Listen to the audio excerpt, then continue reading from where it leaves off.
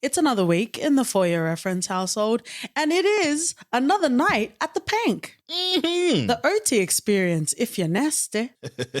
Part of what makes Pussy Valley, P Valley so beautiful and wonderful, shout out and accolades to Katori Hall and everyone that's involved with the show, is that it covers real life shit. That it does. Especially a lot of issues that affect Black Americans in the South as well. So naturally, we are going to talk about some hard to talk about topics. So this is your trigger warning that we will be talking on topics of suicide, abortion, and domestic violence. We'll put it in the show notes. In the US, there's a National Sexual Assault Hotline, 800-656-HOPE, and there's a National Domestic Violence Hotline, 800-777-SAFE. In Australia, there's 1-800-RESPECT, as well as a health directory, which will be in the show notes. For the UK, there's the Havens as well as the Survivors Trust. Let's get on with the show.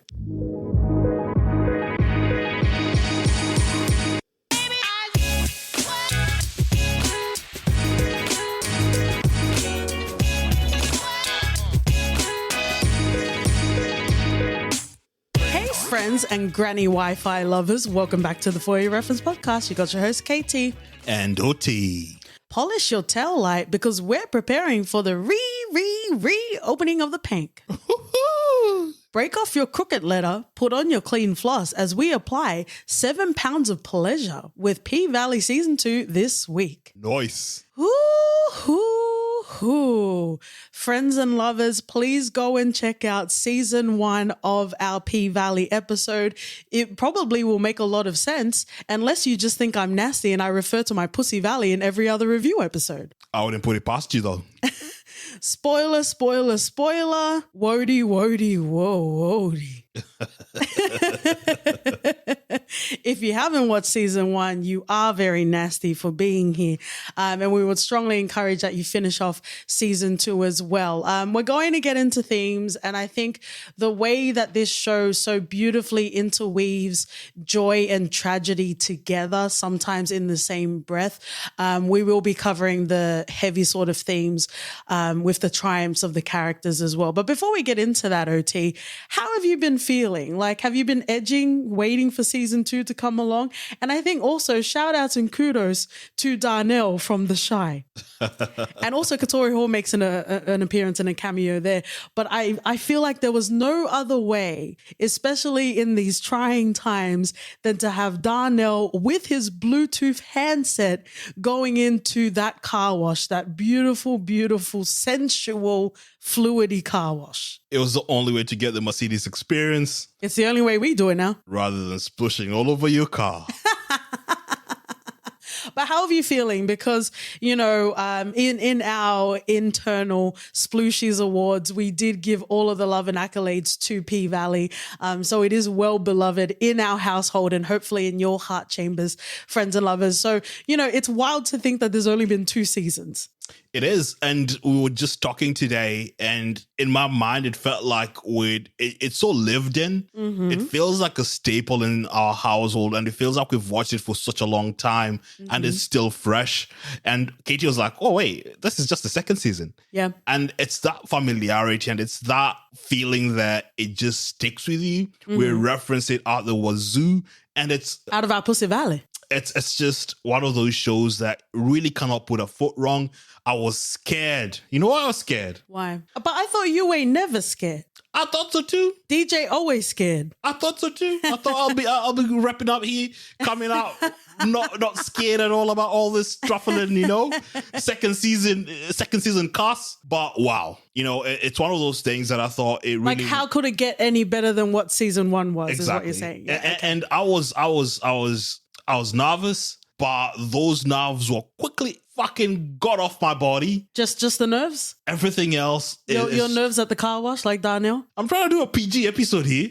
That demographic is gone, OT.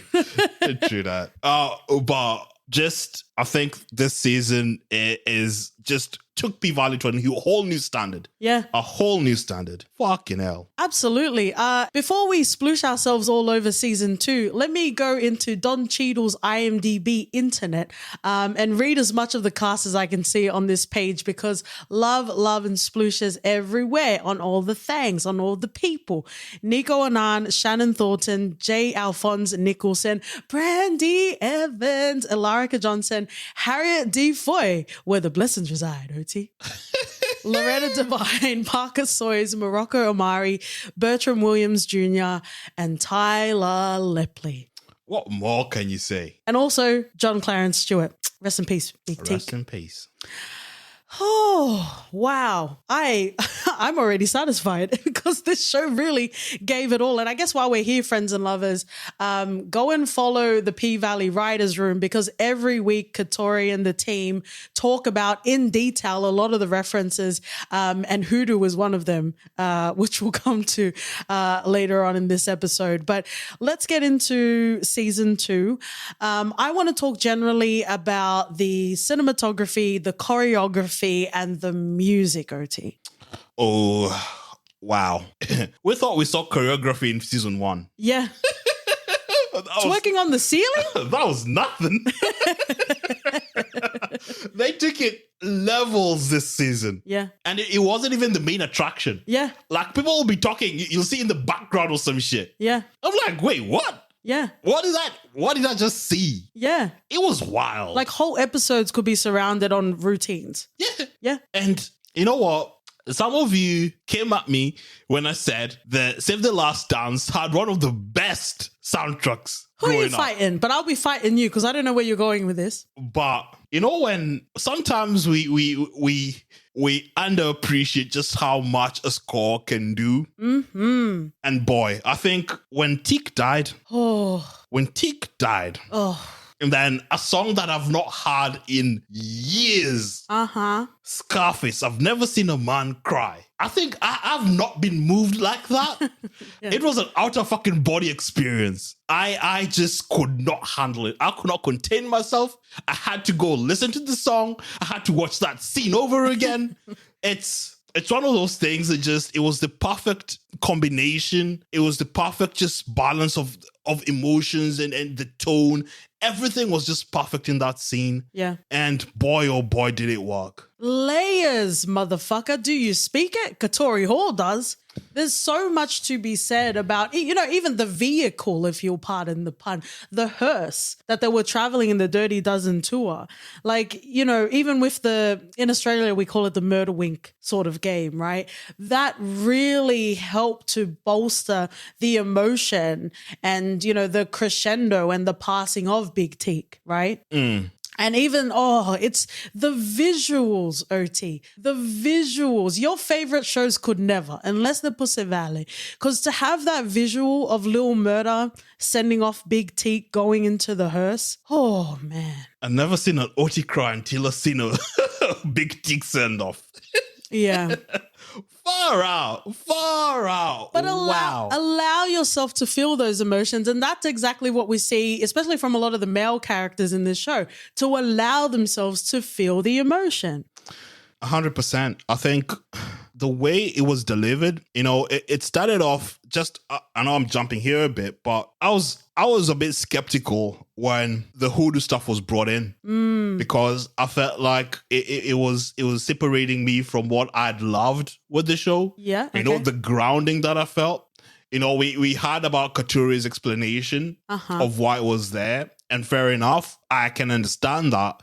But it still created that sort of barrier. And I was scared that if they continued going down that path, or it became such a big aspect as it was in that episode, that it would pull me out. Mm. But was it Tyrese pulling you back? Have you ever seen a Tyrese cry? Wow. Tyrese's Django's audition is special. It was based on the script that Tarantino wrote, absolutely. Go and check out our Tarantino run Friends and Lovers, Django and other frivolity as we go. But you talk about, hoping that the story would stay grounded. But what I would say with my whole furious Hotep Boys in the Hood energy was you're grounded in the white man. That's your problem, bro. Yeah. And I can accept my sort of contaminated views. Oh my. Oh my. Tell us Latifah is your queen without telling us Latifah is your queen. O-T-I-T-Y. Wow. But, and even going back to the hoodoo sort of element, we might as well talk about it since we're talking about it. You're right. It did feel, I wouldn't necessarily say it was jarring, but it did feel potentially that it wasn't necessarily in the toolkit that was already offered in season 1. However, at the same time, we talk a lot about, stories and narratives on screen being more than what they are, being about real people and experiences. And if we take into account that this is about the South, then it is a part of the culture, right?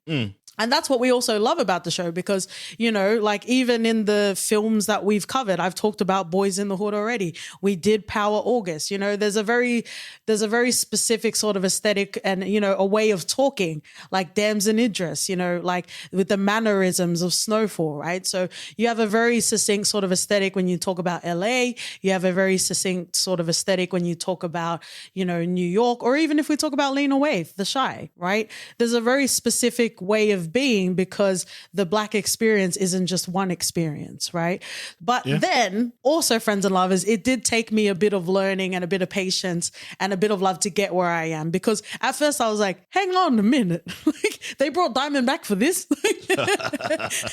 So I absolutely agree with you. And, we talked about it in season 1, how, P-Valley is described as a Delta noir, a twerk on traditional noir. And, shout outs to Black Noir from The Boys, because I think this would definitely be up his alley. It would be, and he'd bloody miss it because we know noir is bloody useless. Anyway. It hurts. Yeah, I'm glad, like, the context, and I appreciate them giving a different angle on the aspects of the people. It's rooted down in the South. Yeah. And that's what, so show whatever it is that you people do. So I was for it after that. And I'm just glad I'm not necessarily going to say it was pulled back, but it wasn't such a focus. Because regardless of whether or not I understood it, it just felt like this isn't what I had expected. Uh-huh. And yes, that's my problem, but it still felt a bit weird. Okay, Star Wars fanboy. Not to that level. Okay, Rings of Power fanboy. Wow. Okay, House of Dragons fanboy. Mate. I got all day, babes. I got all day. We watch House of Dragons just for callers. What do you mean? So let's go into the first theme. This one is an interesting one because if you think about all of the shows, there were many shows that came back or came out in 2020, while the dust was still settling on the first sort of iteration of this pandemic, right? And then, I think there was a lot of grace and there was a lot of understanding if there was a difference in production, for example, of TV shows or maybe even films, but it was more TV shows that would continue production. But then you would get shows that would come out maybe even like in late 2021.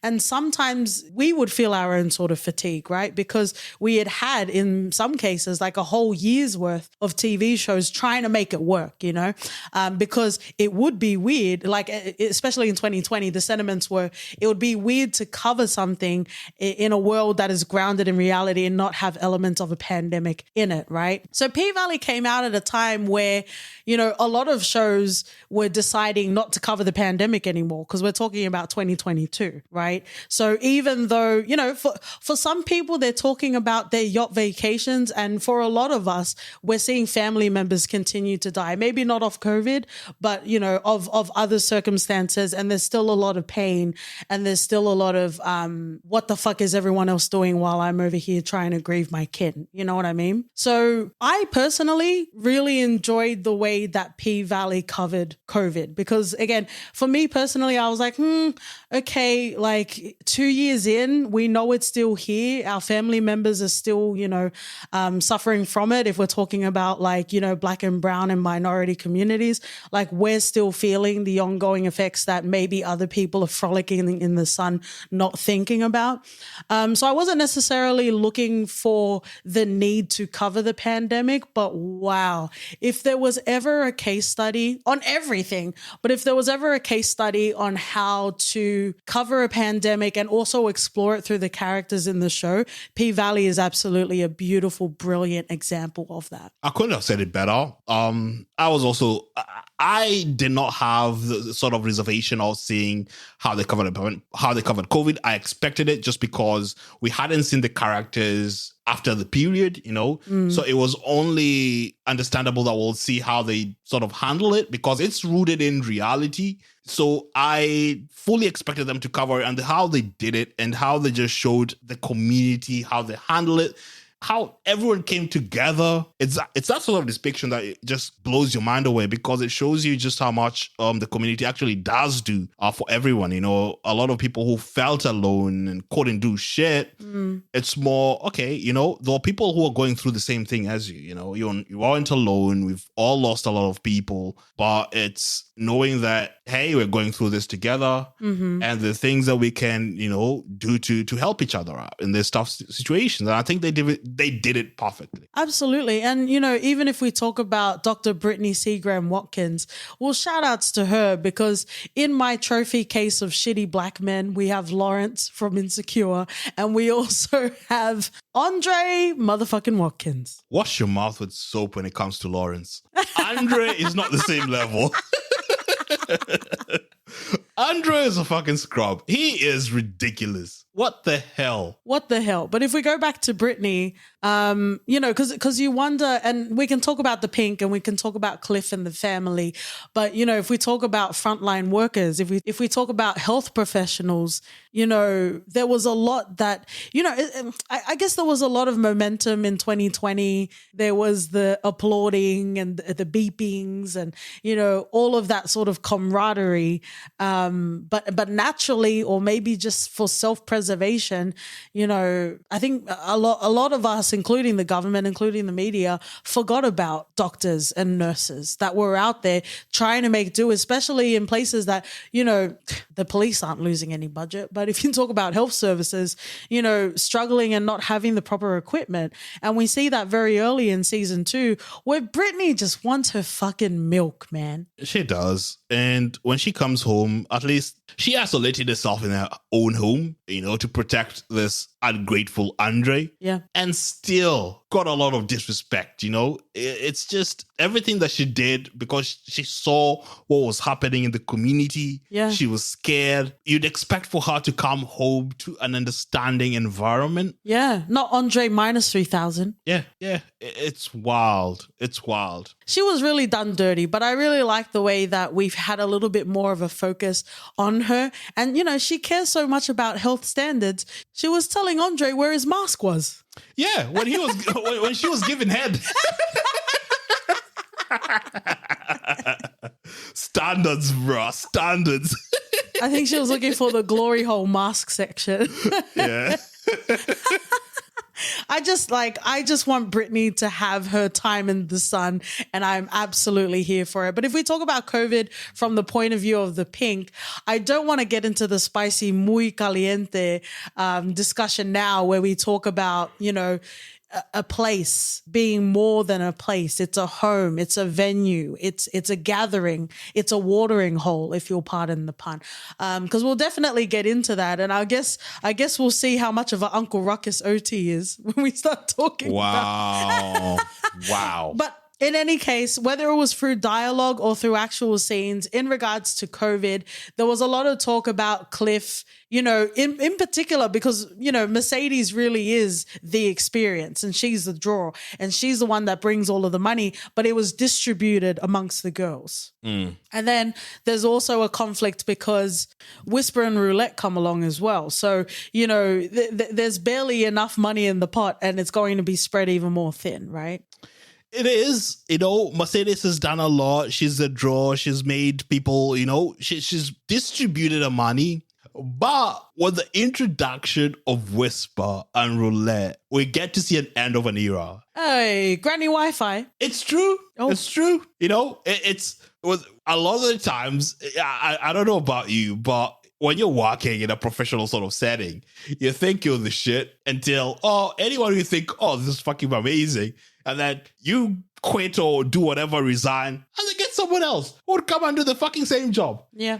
It's ridiculous because you think that, hey, my name is Mercedes. I'm here. I'm the big draw. No one can replace me. Yeah. Next minute, you get Roulette and Whisper doing some shit we've not seen before. I'm surprised I didn't play any Yin Yang twins. Right? Yeah. Mr. Opportunity Katuri.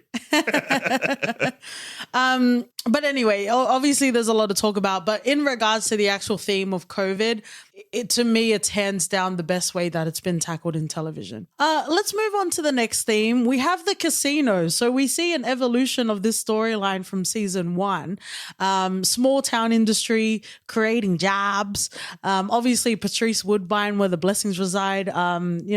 There's a lot of interesting sort of dynamics that happen. But let's talk generally about the casino, because Autumn Night obviously had her hand in her honeypot as well. Yeah, the casino is meant to bring jobs, opportunities, payouts, cash for Uncle Cliff. Yeah. And Autumn is banking on it, that it should be built near, the requirement is that it needs to be built near a river. And what other place other than the Pynk is close to a river? So, I'm going to have to stop myself from recommending Romeo Must Die as a reference. We know the requirements. We know Autumn is banking on it. And this is where we disagreed significantly. Oh, absolutely, absolutely. Because in my mind, Autumn had every right to do what she did. Okay, OT, Jay-Z, black capitalist. Now that I'm rich, they're going to say capitalism is bad. Fuck off, Jay-Z. Wow, okay. I just think what Autumn needed to do, they need to, it's not that I even disagreed with what Cliff was saying. It's more the attitude. Oh, don't you dare. The attitude and the fucking disrespect, the unappreciation of what Autumn had done for them. Tread carefully. No, it didn't matter. It didn't matter that the Pynk has been in the family for generations. Yes. It's family. Yes. But Autumn saved you because you couldn't do shit to manage that thing. How are you going to disrespect Loretta Devine? How dare you? I'm just saying. You're saying too much. Uncle Cliff ran that shit to the ground. No. He's not good with money. No. He's not good with money. No, this isn't a mismanagement of funds. This is an overpouring of love for your own kin, you motherfucker. Hence, not good with money. Whoa. Say you've abandoned all your loved ones without saying you've abandoned all your loved ones. Piss off, OT. Seriously. Royally, Latifah, piss off. I'm just saying they needed to understand that, hey, it was our bad. We didn't manage our funds. Our place was being auctioned. Autumn swooped in and bought it. Fine. I can understand and appreciate that the Pynk means to the community and to Uncle Cliff especially. You don't understand. No, I understand that. You don't understand. No. Because then you wouldn't be spouting this. I called you out. As soon as Uncle Cliff was like, oh, you know what the Pynk has done? My Pynk is for my ancestors. It's more than just me. It's for all the ancestors that were there, that laid the brick and all that. Next minute, Autumn says, mate, I lost a child coming here. I'm doing this for my dead kid. Then Cliff, with a whole fucking chest, says, your child's dead, honey. Well, so are your fucking ancestors, bro. Fuck off. I'm just spitting facts. You had an opportunity. You said this while we were watching P-Valley, and you had an opportunity, and you had time for some decorum. No. Why is Autumn's kid's death considered? Well, she's dead, and then Uncle Cliff can bring up ancestors. That's all right. Your ancestors are fucking dead as well. You know what also isn't right? 400 years of slavery in the United States, you motherfucker. But we're not talking about slavery. I don't think you were correct in many things, but absolutely in this. Wow.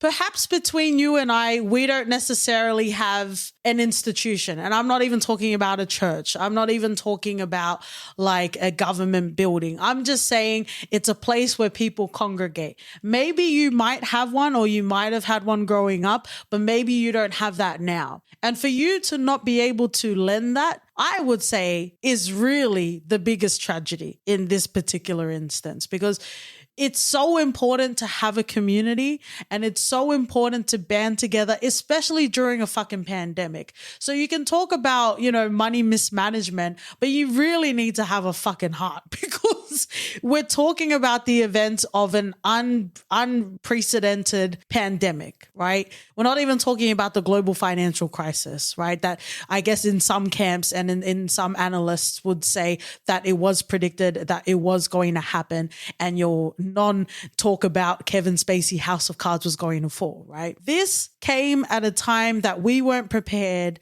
and those that continue to be unheard and unaddressed by health services, by government, by general sort of media, continue and are the most vulnerable in times of a pandemic. So if you're talking about the staff, if you're talking about the family, the kin at the Pynk, they didn't have anywhere else to go. They needed extra assistance. Sure, Cliff could have said no, but where the fuck else are they going to go? And that's where you band together. You're such a fucking hypocrite. You're all about this, you want a revolution? And you talk about this Judas and the Black Messiah. You talk about fighting for these people. But the moment they, have a little tickle in your pockets, you're like, fuck off, mate. It's not that Uncle Cliff was gonna get nothing. She was gonna get offered $2 million plus. What aren't you understanding? It's not just Cliff for Cliff. It's Cliff for the Pynk. It's Cliff for the Pynk across the road, Pynk. Fuck Vin Diesel. Cliff is all about the family. I just say we can disagree on that point. I'm just saying I understood where Cliff was coming from. It's more, don't bring up someone's dead kid and say don't do shit for them because they're dead. Next minute you're talking about the importance of your ancestors. That doesn't mean shit. But be honest, even if that dialogue wasn't in the show, you would find something else to nitpick. Nah. You know what? You know what? You don't look like Kim Kardashian, but with your get off your ass and work 24 hours we all have, you fucking sound like her.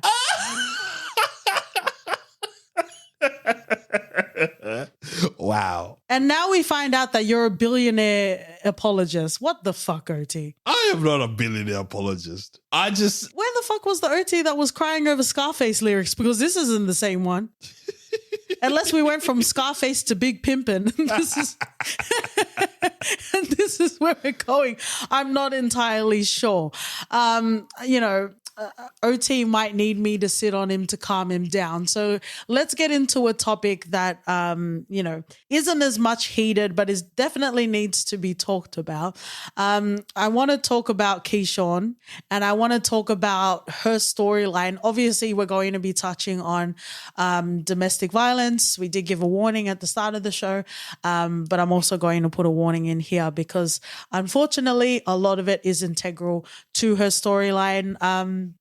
I think as viewers, it can, not necessarily insensitive, but because we are watching something with the goal of, if not by the end of the episode, by the end of the season, having some sort of character growth, even if it's a regression, right? With Keyshawn's character, we understand, when we talk about domestic violence survivors, it's not something that happens overnight. And, both of us were a bit frustrated. I feel like I had a bit more patience, but both of us were frustrated at the end of season 1 because it didn't seem like it was going to go in a way that served her or Diamond, if we're being perfectly honest. It was really just helping Derek. And then we get to season 2. I don't want to get straight to the ending because I do feel like there are a lot of beautiful sort of imagery. If we talk about the cinematography again, when people talk about The Wire and the influences of The Wire and how a lot of the shows in the drug game really echo, homage, and have influences from The Wire, I really feel like P-Valley is going to lend that to this genre. 100%. I didn't understand Keyshawn's behavior at the end of season 1. Mm-hmm. I was perplexed by it, and I didn't understand why Katori wrote it like that, because there's so many facets that we saw that were working towards her favor. We had Diamond being supportive, Diamond being there. And the way it ended in season 1, I knew it was only going to be one way. I knew that Keyshawn was not going to shoot Derek. And that's why they didn't show it to us. I instantly knew that. So it made me even more furious that when the second season came, we got to see that, hey, Keyshawn's are left with Pynk. Uncle Cliff and the rest of the girls don't really want to associate with her. Yeah. I was like, oh, good. You don't do Diamond like that. But can we also acknowledge that we both haven't been in abusive relationships? We haven't. So we don't understand the hold that has. Yeah. Until they did a dedicated episode on Keyshawn. Oh, I love that. And I was not ready for that. No. I was definitely not ready for that. I think it was back to back. Yeah. I think we had Teak, Keyshawn. Yeah. And those so heavy episodes back to back. And I was like, okay, I don't know what this show wants to do to me. It wants you to have a full range of human emotions. My emotions are on the ground. I could not pick myself up from that. You were crying from the reservoir of your ancestors that you say are already dead.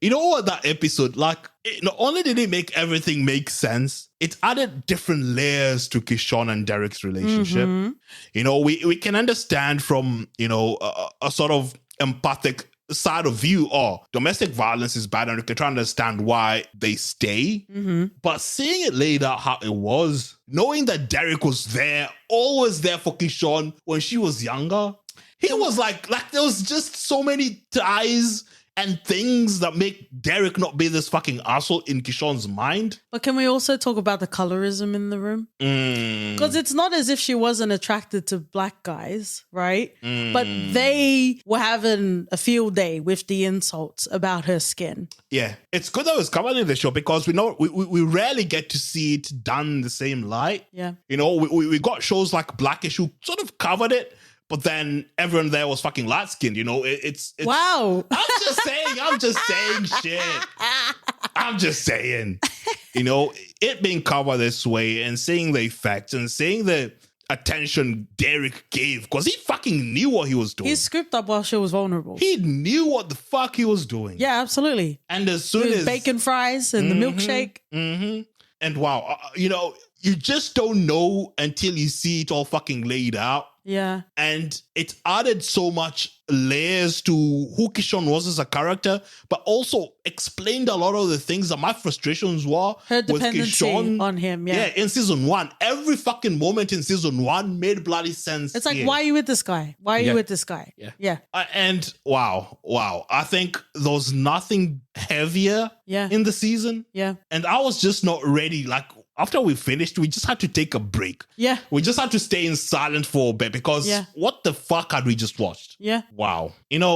A lot of the time, people will hear P-Valley and just think surface level shit. Yeah. You want to give it a chance because it's called Pussy Valley, but I think you're missing out on something really fundamental. Yeah. That explains a lot of the nuances that a lot of other shows don't really go into that level. Yeah, absolutely. And for them to have deeper episodes back to back, not only was it from an emotional point of view, I think I was just drained. Yeah, it was a lot. It was a lot. And I'm not going to sit here and say it wasn't, because it was. It really did. I could not rectify whatever the fuck I just watched with what I was feeling.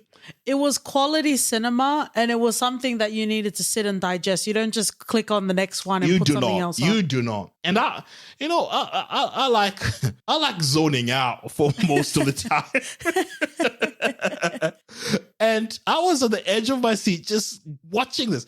I do not like, you know what? One of my pet peeves for TV shows back in the day was backstories. Yeah. Just because it felt more like filler than anything else. They just showed you, we're just going to dive into characters and give you the details of their fucking life, when it didn't add anything to the show. So you're saying when it's good and you're feeling momentum, don't change position, is what you're saying? Pretty much. But when you change position, make sure it's to intensify that feeling rather than to take it away, so that you can go another 10 minutes. That's not the point. Oti, your friendly intimacy neighborhood coach. I'm looking for that Ring of Power sexual consultant gig, mate. 3 episodes, near a cock ring of power in sight. Yeah.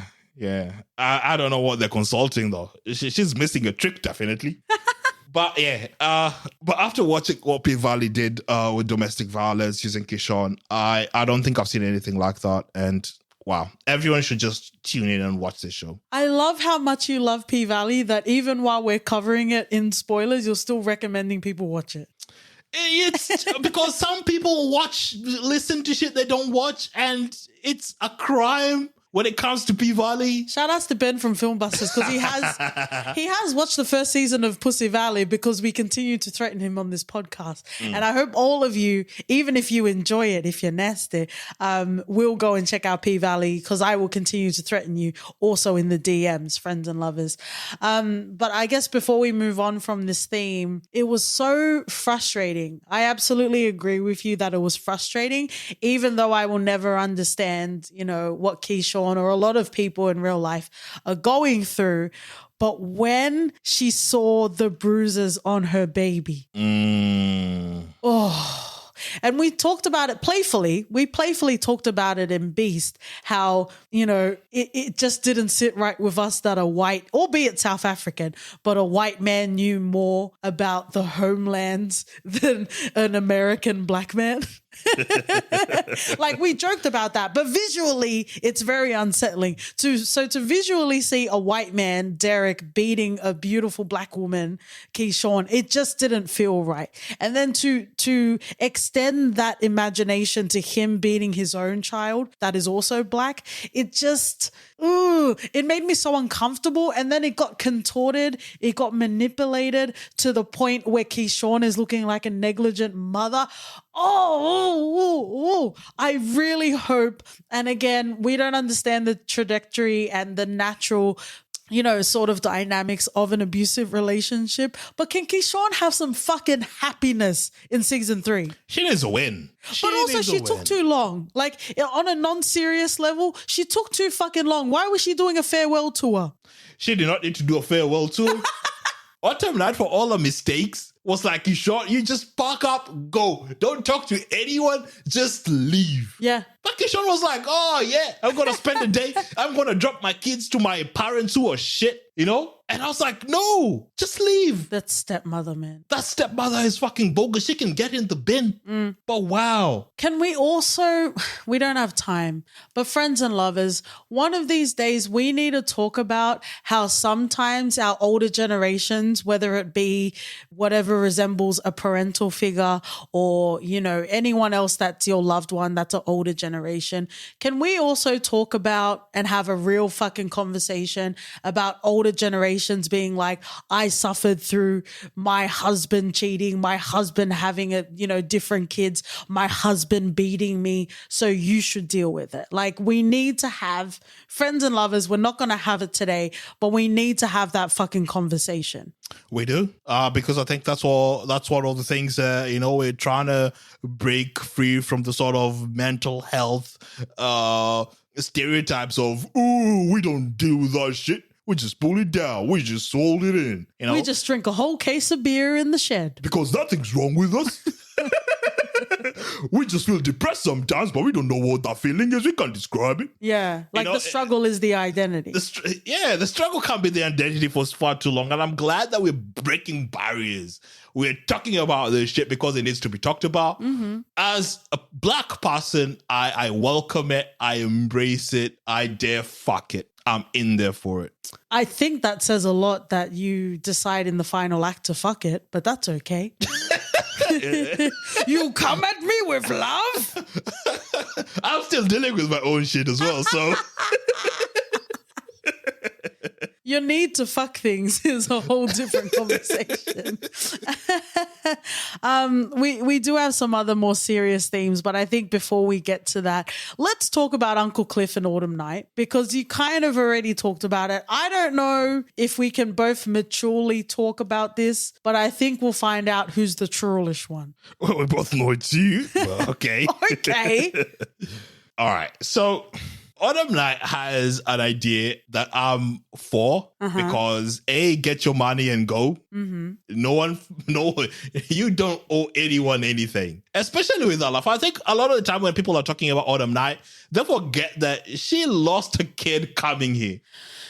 She lost a baby and she's dealing with that trauma on her lonesome. Okay, but we joked about the farewell tour with Keyshawn, but that's how it is. If you feel a sense of family and you feel a sense of community, albeit it worked against her, it's not easy to just up and leave in the night. It's good. But she left up in the middle of the night, didn't tell anyone shit, and took some money to go as well. No, but that's what I'm saying, because she never gave a fuck in the first fucking place. She had a baby by Andre. Well, to be fair, I would disappear too. But she had a baby by Andre, which... of everything that had happened and had transpired in season 2, that would be the potential hook to Chuckalisa, right? For Autumn Night. And even then, she didn't stay. So you need to understand... Because of Messy Britney coming back. Messy Britney, you need to stop it. You need to stop it. Where's your canola oil while we're here? Wow. Yeah, you're welcome. Insecure. Go and check out our 3 episodes covering all seasons of Insecure, friends and lovers. But I think what you're negating is the strong sense of community, right? If you're constantly snitching on your people, OT, just say so. No, but I think you're not focusing on that. Like, you might not necessarily understand it, but you can also understand for Keyshawn, you said, that Derek was such a beacon for her in times where her own, her own people were talking down on her skin color and that sort of thing. So she found solace in him. And whether it was real or whether he was putting on an act, there were moments where he did care for her. I'm not comfortable to say whether I think it's genuine or not. But at the same time, she did experience some sort of love, and she does continue to experience some sort of love. But, the level of abuse is to the point where she needs to leave. Yeah. So what I'm saying to you is it's not that easy to up and leave a community, especially one that is so strong and so bonded, and, to have Uncle Cliff at the head of the table. It's not that easy, because despite everything, even with the PPE, like all of the clothes, all of the sort of equipment that they needed to have, were they from Ghana? Mm. So, you had your brethren from the mother continent, to have the Pynk be able to operate during pandemic times, less than capacity, but still being able to operate. It becomes a family. It becomes, a sisterhood, right? So it's not that easy to leave it. Even though you don't understand that, surely you can extend that to this show. I can extend that to that show, but I'm not going to say that, Autumn Night is tripping because she doesn't see it that way, because she has also had her own experience outside of what Uncle Cliff and the rest have built. And the fact that she had a kid with Andre and didn't tell Andre is because Andre is messy as hell. Yeah. He's the messy one. Why are you calling Britney messy then? Yeah, that was a joke. Britney. She was like the wife of Anthony Weiner in the background when he was while he was trying to do his fucking speech when he lost. Yeah, Andre is a mess and you don't want to deal with that shit. No, You don't. absolutely not. You don't. But anyway, I think. But can I point something out? Autumn Night was trying to get the maximum return for herself, point blank. And you said that. And, cool. Maybe I might up and leave in the Autumn Night. And that would be a great strategy. Uncle Cliff was looking, not even the most amount of money, but Uncle Cliff was trying to get money, not just for herself, but for everyone at the Pynk, for Ernestine. Do you see the difference? I see the difference. Then the court rests, Your Honor. And that's why broke people stay broke. I'm just saying. And that's why Jay-Z stay woke. Yeah, I get it. I understand the community aspect, and I appreciate his valiant effort in trying to keep it, standing. You're talking like the Kyle family, and I'm not even talking about Corbin. Wow. You're talking like the white Kyles. I understand you need your little community over there. See these coins? These are mine. No, it's good. I understand it. I'm good for her. You people need your community. Wow. We're never going to agree on this. Well, OT might be a fortune teller, but it's not for fellow black people. Oh, okay. Now that we've shaken off the cobwebs, let's talk about a more serious topic. I want to talk about Big Teak. Obviously, and again, we've put in warnings. When we talk about Big Teak, we're going to talk about suicide.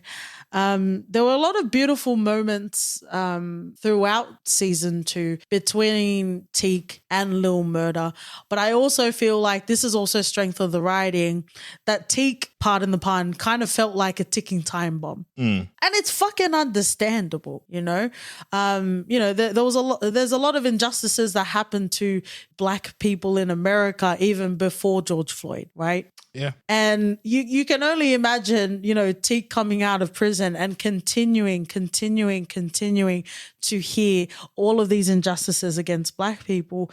It makes fucking sense. What doesn't make sense is people choosing not to out of neglect or willfully ignoring the voices of black people at a time that they need to be heard in America. That's what's more unrealistic. Yeah, you could tell that he felt all of it. He couldn't understand why no one was responding or reacting the way he was. But he shouldn't have to understand it because it's not fucking fair in the first fucking place.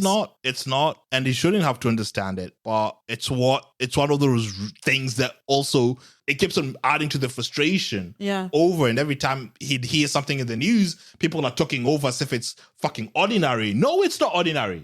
Hey, stop it. Don't change the channel when this shit is going on because this is fucking important. Yeah. And that's why he was conflicting with people like Woody, and he didn't understand. Yeah. Why are you not paying attention to this shit? Don't be desensitized to the suffering of your people. I think it's a bit of both. I think it's not necessarily everyone else like Wody and also Lil Murda and also Keyshawn. Not necessarily Gidget. She was not helping the situation. But we do love Gidget. I think it's not necessarily being desensitized in this particular instance. It's like it's two truths can be true, right? The first one is keeping up to date or, giving respect to those that have lost their lives or have faced injustices as black people in America. That's one thing. But the second thing is, unfucking fortunately, for you to continue to go, whether it's pay bills or whether it's earn the money that you're owed, you need to go out there in that world. So in order to go out there in that world, there is a level of compartmentalizing. So I don't think any is wrong, but it also makes sense that Teak wants to be aware of everything. Yeah, it makes sense. I didn't say it was anything wrong with it. It was more trying to depict or trying to understand from his point of view and what he was going through. Yeah.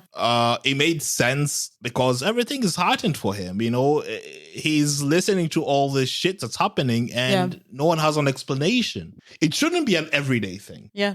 So I felt sorry for him. I felt sorry for black people overall because this shit happens. And in as much as I thought it was just trying to paint sort of the contrast in society where a lot of the times we hear about all these things that are happening, but we also, like you said, we need to live in the world. Yeah. You know, we can't isolate ourselves. We can't take everything to that extent of, I want to burn it all down. Even if we should, you know, we still have to be members of society and...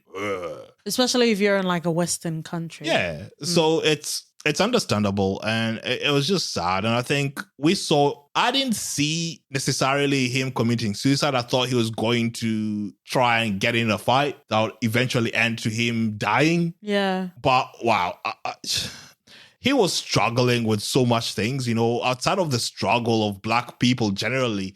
It was more, okay, then the love of my life has bloody moved on. Yeah. What happened? You couldn't write me, but you're still writing shit out there. Yeah. Nothing was coming to me. Yeah. Because when Mother was still in prison, he used to get letters every day. And, you know, because I kind of took it as like a casual thing. And then as that particular episode continued, it was like, no, they were in an actual relationship. Yeah. You know? And for them to have such a strong sort of love and then Lil Murda leave and not... Because that was kind of how they bonded, right? When Teak was in isolation... Lil Murda would write, or Big Murda, if you read the chain, you know, Murda would write words of solace that would get Teak through those moments, you know, and it's like. Like it's heartbreaking, but it's also very necessary. And I think, you know, if I can just talk about Tarantino for a moment, that's why it's important for people to tell their own fucking stories, to talk about experiences that are within their proximity, because it is handled with so much considered care, right?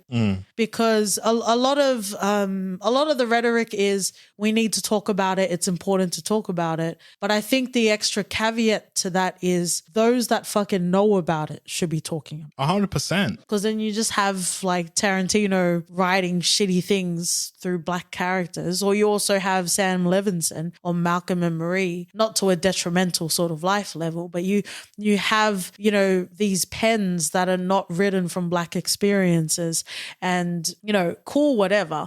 But also when it gets to the nitty gritty, when it gets to deep topics like suicide, when it gets to deep topics like, you know, abortion and domestic violence, it lacks that sensitivity. So even though, you know, Teak's storyline was very difficult to process as an audience, it was important to have it. And I'm so grateful that it was in this show. You know, because a lot of us, unfortunately, deal with suicide in some shape or form. And to have that, and you talk about how it not necessarily being on screen and you thinking it's going to go a different way. But, you know, if we actually talk about the scene and you saying, you know, that it might be a scuffle that turns into that, it kind of takes away from the beauty of that moment. And I talked about P-Valley Writer's Room, how, you know, in this episode as well as all the other episodes, but for this particular episode, you know, there's a tweet thread, go and read it.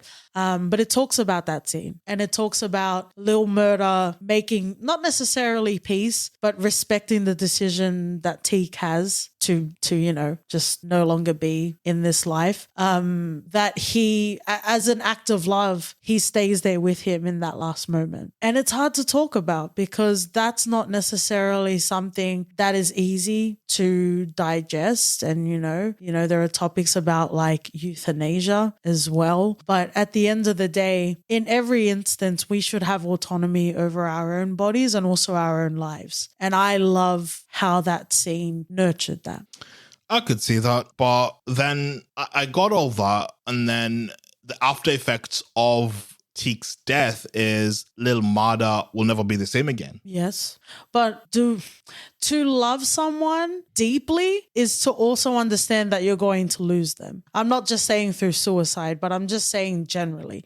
To love someone, if you're going to love someone with the depths of your core, that also requires a relinquishing of control because you don't know how that relationship's going to go, right? So even if Lil Murda wasn't there that night, Lil Murda still wouldn't be the same after finding that out. True or false? Not to the same degree, because then everything's spirals with Little Mada, he's necessarily not even thinking about his career anymore, his future anymore, because we get to see him and how he handles the Pico situation. Yeah. You know, that's a Little Mada that would never do that in an episode before, you know? He's changed fully. Even when how he talks to Uncle Cliff afterwards, it's different. Yeah. You know, you could tell that he's no longer that sort of innocent. He was never innocent, but there was that veneer of sort of a hopeful veneer that, this little matter, he's going to be a little star. That's all gone. That's all gone. And I think in as much as I appreciate that scene, the after effects are so much greater for what it means for Little Mud as a character. Okay. I think we both took it in different ways, which is absolutely fine because life is open-ended and, you know, this show is up for interpretation. But it's not how I felt in the moment. Obviously, I was very shocked by it and I was very emotional. But I think just sitting in that and also getting background on how they decided to write that scene, there was a lot of love there, albeit... I don't deny it, 100%. Yeah. So, you know, and again, I'm glad that they covered it on the show. Let's talk about something else before we get into like the next heavy sort of layer. I want to talk about Coach and I want to talk about Farrah.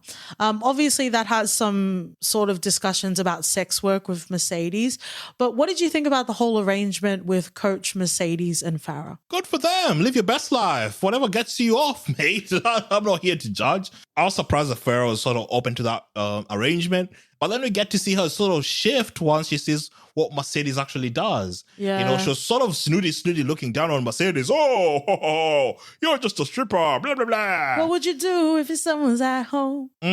She was city-high-ing Mercedes so hard, you know? But at the end of the day, she got to see Mercedes as an artiste, which is good. Farrah frustrates me.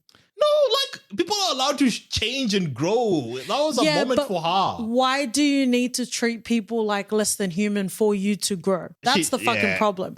I didn't like that about Farrah. And, you know, I might have even talked about it in the Minx episode when we talked about feminism. But it fucking frustrates me. To my fellow women of the world, friends and lovers included, if you're scared of your own bodies, stop fucking making others that is, you know, comfortable in their sexuality feel uncomfortable. Stop making them feel less. How are you going to slut shame someone when you don't even know where your slut is? No, but seriously, it was disgusting because, you know, and we haven't talked about it on this podcast, but if you follow me on Letterboxd, you'll see my half star out of 5 for good luck to you, Leo Grande. I get fucking frustrated because I understand we operate in a man's world and we exist to give men pleasure. I absolutely understand that. However, if you've never flicked your fucking bean, don't talk to me. Wow. Okay, YG. If your pinky hasn't found your clit, don't talk to me. I see that. I'm there with you. Like, Farrah wasn't the best sort of person at the start. No, but I hate it because it's always perceived as, oh, she's a woman. Hee hee. She's trying to figure out herself. Hee hee. But she was demeaning Mercedes at every step of the way. So you can fuck off. All right. I'll stay with your energy then.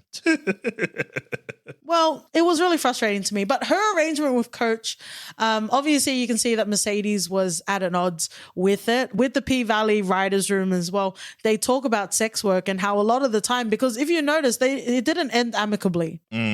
Because of messy Farrah. But it didn't end amicably. And in a lot of cases, whether formal or informal, sex workers can be out of pocket, out of these sort of situations. Yeah, unless you see all my eps for 7 years. Raising Kanan, friends and lovers. We're not talking about Fatal Affair, even though perhaps that storyline might have worked for him there as well. Wild. But yeah, that was an interesting sort of topic. And I'm also glad that they explored it on the show. As we're talking about Mercedes, I want to talk about Terica. Again, a lot of the storylines that were in season 1 are being bolstered in season 2. Particularly, there is a talk about abortion and reproductive rights with Terica. Yeah, and I'm glad. I was surprised that they took it that way. Well, Well, it's the first sort of teenage pregnancy that we've seen on the show, so it's good that they've covered it. It is, and I think there's this sort of people in the fields in the black community, who are super fucking Christian for some weird reason. Oh, abortion is bad. Yeah. Killing a baby. I'm glad they showed that. I'm glad that because Terrica's future was ahead of her. Yeah. She wasn't ready for it. Yeah. That's something that people need to discuss and talk about. Yeah. You just don't bring babies in a world where you can't support them. I think it's like not fixing the tap but blaming the bucket. You know what I mean? Like, if you're not going to have proper conversations about contraceptives, then you really can't be talking about abortion. You know what I mean? Yeah. Like, you're not setting up your young people for success. Yeah, and I think that's one of the biggest sort of frustrations I had when we watched Two Popes, because a lot of the times Two Popes. when I talk, or when it comes to religion and shit like that, especially when it comes to Catholicism, that shit is at the forefront for me, and you see the effect that it has. I could not remove myself from that situation to talk about it properly, but with the show, at least they show you an angle of, okay, this is what happens, and they give you a different array of emotions of what all that means. Yeah. So it's not just from one sort of point of view. Yeah. And that's healthy because... But societal pressure is real. Yeah, because you need to talk about this shit, There'll be people who'll castigate you for doing shit or talking about shit like this, but it needs to happen, Like, just as we're breaking barriers of talking about mental health, we need to break barriers talking about fucking abortion and all that. We were brought up in such a conservative world. Why? Super, ooga men rule everything, rah. And we need to move away from that fucking nonsense. Yeah. And I don't know why we're holding on to fucking archaic views from people who didn't know better. Yeah. Literally, they didn't know better. And it was also used to oppress people. Yeah. Oppress a fucking nation. Like, friends and lovers, if you're not ready to talk about it today, that's fine. But religion was one of the tools of colonization. And, a lot of people have faith. And, in this fucked up world, if faith is what gets you through the day, then, more power to you, my friend and lover. But also, can we also acknowledge the vehicle, the FedEx white supremacy that Christianity was handed to a lot of us around the world? Mm-hmm. People talk about, unethical billionaires. How about unethical colonizing through religion? But do you want a revolution? Well, and that's the thing, right? You don't know until you fucking read this shit. Yeah. And the source material is fucked up. No wonder how people want to dissect it now. It's fucked up as hell. Yeah. So, man, live your lives. Be happy. Yeah. No one's telling you shit. Don't let society dictate shit for you. But that's what I loved about Mercedes, because she didn't care about her mum, Patrice. She didn't care about Shell, the stepmother that would judge her and scorn her. She wanted to do what was best for Terrica. And even in that moment, she didn't know what Terrica wanted to do. Obviously, from her own experience, she wanted Terrica to consider her future. But she was there for her. And if anything, that's what a parent should fucking do. Facts. Ooh, friends and lovers. Some people are scared to talk about abortion. OT does the 1-2 punch of abortion and religion. They're all tied together, mate. They're all fucking tied together. They are. It's the string theory of white supremacy. Mm-hmm. Well, let's go to some characters before we finish up OT. We've talked about Cliff. I just want to lay it out there that Cliff and Murder are my favorite television couple ever. Nice. You ain't ever gonna take anything away. Are you kidding me? When they're on the dance floor for Grandma Ernestine's party and they kiss out in the open? Are you kidding me? And everyone's staring at them like the Scooby-Doo bunch. And Cliff's like, what? I loved it. Yeah. It had some really powerful good scenes in it. I just want to end with Whisper and Roulette. I also want to give some shout outs to Wody. I would say he gets my MVP of the season award. He was really there when you needed him, and he also put you to bed more effectively than the Sandman. Whisper is an interesting character. I hope that we get some, not necessarily dimension, but I guess, the way you talked about us getting more of an understanding with Keyshawn, I hope we get that with Whisper. But I'm loving Roulette. Yeah, Shout out to Gail Bean. We fucking love Gail Bean. Yeah, Roulette has been through some shit, man. Fucking hell. Yeah. She brought some darkness I wasn't ready for. I think if there is a list of TV and film of people playing, roulette with a gun, she's right at the top. Yeah, man. You can tell there's a story there. I cannot wait for what that is. But she ain't never scared. She definitely isn't. Also, shout outs to DJ Never Scared. Little babies growing up. Mm-hmm. Thank you, friends and lovers, for joining us. Like this show, we experienced a lot of giggle gaggles, but we also talked about some real heavy shit. Is there anything else you want to close off with, OT? Nah, just watch this shit if you've not already. So if they've happened to listen to 2 episodes worth of P-Valley, they should still go and check it out. Yeah.